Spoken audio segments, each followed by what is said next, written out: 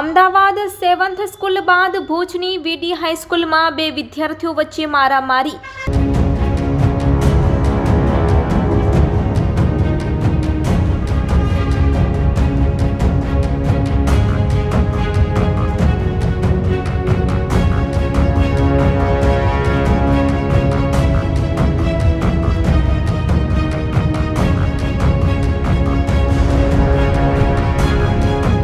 દસમા ધોરણના વિદ્યાર્થીને માર માર્યો। 20 જેટલા લોકોના ટોળાએ માર માર્યો હોવાનો આક્ષેપ। એક વિદ્યાર્થીને માથાના ભાગે ઈજા પહોંચાડી। બંને વિદ્યાર્થીઓના વાલીઓને શાળામાં બોલાવ્યા।